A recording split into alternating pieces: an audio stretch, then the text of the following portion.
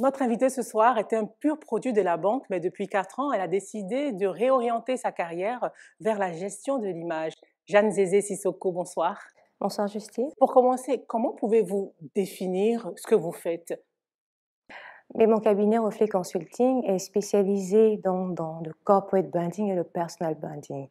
Concrètement, c'est le développement de l'image de marque pour les entreprises et la construction et la promotion de l'image personnelle, de la marque personnelle pour les individus. Donc en ce qui concerne les entreprises, nous les aidons afin qu'elles parviennent à changer positivement la perception que les consommateurs et les clients ont à leur égard. Donc ça implique que l'entreprise travaille à offrir aux clients une expérience client qui soit la plus positive, la plus mémorable possible, de sorte à assurer la satisfaction de ce client et sa fidélisation. Et sur le volet des individus, c'est la même méthode? Chaque individu est un produit unique à vendre.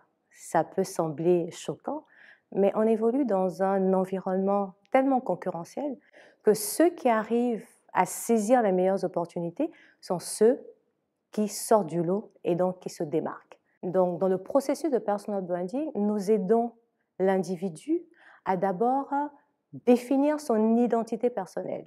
Qu'est-ce qui le représente? Qu'est-ce qui le rend unique? Quelles sont les valeurs et les attributs qu'il veut pouvoir transmettre? Nous l'aidons ensuite à communiquer sa marque à travers son attitude et son style, à travers son langage verbal, donc sa manière de communiquer, son art oratoire. Disons que je veuille travailler sur mon image. Quelles sont les 3 grandes règles que vous pouvez me donner d'office pour commencer?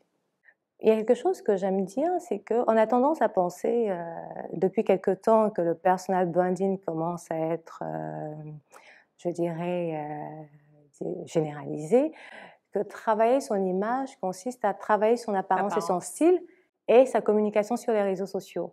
Donc, c'est tout simplement comme avoir un paquet très bien emballé, bien exposé, mais quand on l'ouvre, il est complètement vide.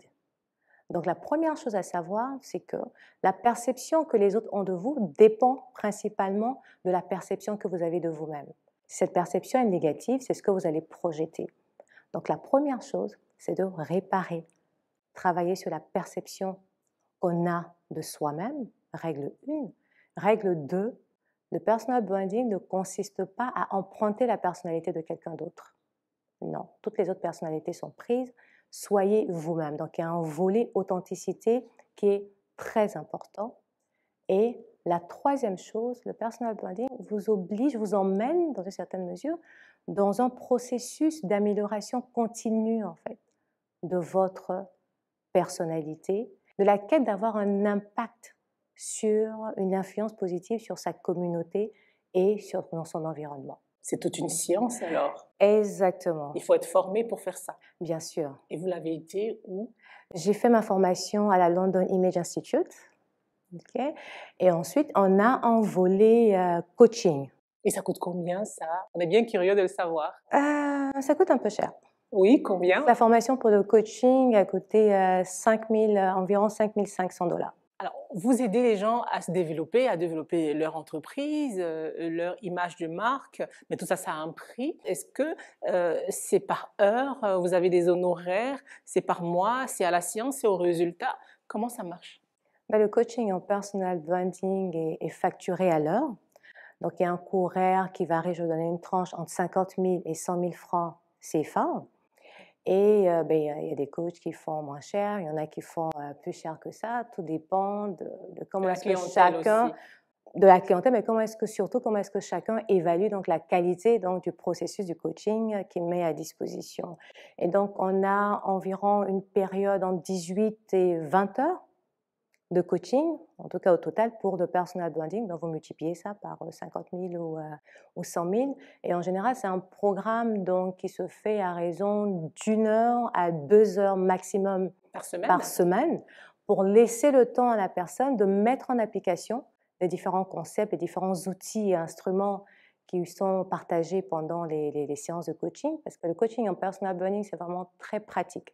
on construit son identité personnelle, on construit son image de marque, donc on le fait progressivement et on voit surtout la transformation positive, progressive qui se fait jusqu'à la fin de la période de coaching.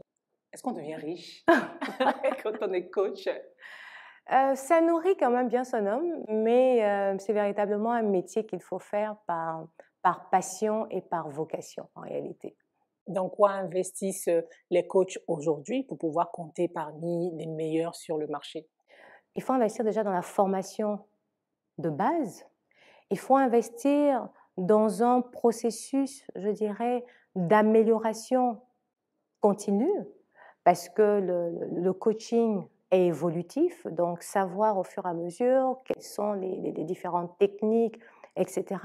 Avoir une implication personnelle qui est très importante dans chaque processus de coaching et investir également dans la communication, sur son process, sur ce qui véritablement vous différencie des autres coachs.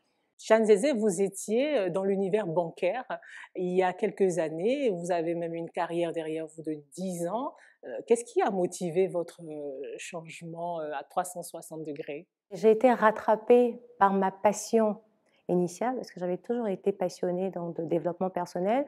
J'ai lu mes premiers bouquins de développement personnel à 17 ans. Dans développement personnel, tout ce qui était communication, marketing, etc., c'était véritablement ça ma passion. Mais je me suis orientée de manière académique dans la finance, parce qu'à l'époque, c'était le secteur de l'avenir, pendant que la com, le marketing était complètement saturé. Donc je pense qu'à un certain moment, on se retrouve rattrapé donc par sa passion. C'était véritablement ce qui me correspondait, véritablement ce que je voulais faire. Et j'ai décidé de prendre le risque, de sauter le pas et puis de faire ce revirement à 360 degrés. Et voilà, et on a les résultats aujourd'hui. Vous en êtes fière aujourd'hui d'avoir fait ce pas-là? Je pense qu'il y a pas de prix à avoir une influence et un impact positif dans la vie des gens. Et tous les matins, quand je me réveille, c'est vraiment ce qui me conduit. Jeanne Sissoko, merci d'avoir répondu aux questions d'RTI Money. Merci à vous, Justine. C'était un plaisir. Et voilà, RTI Money pour ce soir, c'est terminé. Merci de l'avoir suivi. Je vous donne rendez-vous dans une semaine pour une nouvelle édition de votre magazine sur la banque, les assurances et les finances.